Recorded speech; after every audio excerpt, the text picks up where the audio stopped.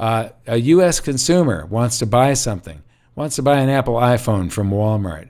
The iPhone goes to the consumer. Walmart has dollars but needs more iPhones. They need to replace their inventory.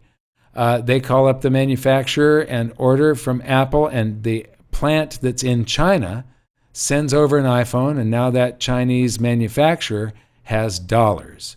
The dollars are supposed to go into that Chinese businessman's bank account because he can't use dollars. He needs yuan to pay all of his employees and do all of the expenditures. So what is supposed to happen is he's supposed to put those, the bank is supposed to put those on the Forex and exchange them for yuan so that he's got yuan in his bank account.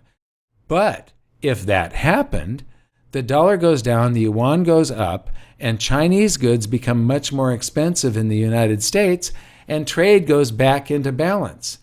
China doesn't want that. We want cheap goods from China. China wants full employment.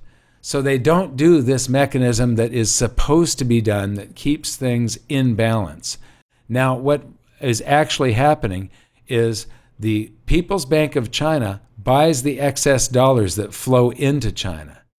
And then they print brand new yuan that didn't exist before. They're not buying them off the Forex and deposit them in that businessman's bank account. So now he's got the yuan he needs. People's Bank of China has this glut of dollars. They go to the U.S. Treasury that issues a bond, which is an IOU, and they swap that bond for the currency, and everybody's happy. The U.S. Treasury, Washington gets to do a bunch of deficit spending with the dollars that were just loaned back to the U.S. government. So we get to run a deficit and spend those dollars that were loaned back to us. They were the dollars that we used to buy this stuff, but they get loaned back to us through this process, and then we do deficit spending with them. Now, this process continues and continues and continues, and what you'll see here is there's a buildup of bonds in the People's Bank of China. There's a buildup of dollars in the United States, the deficit spending. We get to do all of this deficit spending year after year. China helps to fund it through this process. But there's a buildup of yuan inside China, which causes raging inflation, and they have seen raging inflation over a number of years. But they also get to keep everybody employed. And we get a whole bunch of cheap stuff from China. So that's the process of how we get cheap stuff.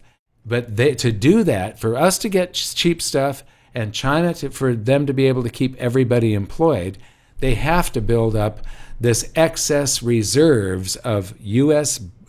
Treasury bonds and other U.S. assets as reserves at the People's Bank of China to suppress the yuan and keep the dollar up. That's the process. China no es un país homogéneo. Hay 1.000 millones de chinos, o que sean 950 millones, da igual, que viven en el primer avance tecnológico, es decir, su tecnología es una pala o una bicicleta y sobreviven de $1.50 por día. ¿Qué prospección tiene esta China? Ninguna. Hay otra China de 300 millones de personas que es de segundo, tercero, cuarto desarrollo tecnológico, que viven sería como la Unión Soviética de los años 80. Y esos son unos 350 millones. Y hay clases, estamos hablando de ciudades como Shanghai o Hong Kong, son 150 millones, que esto viven en el auge tecnológico. Nano, Bio, Infocogno, convergencia, etcétera, etcétera.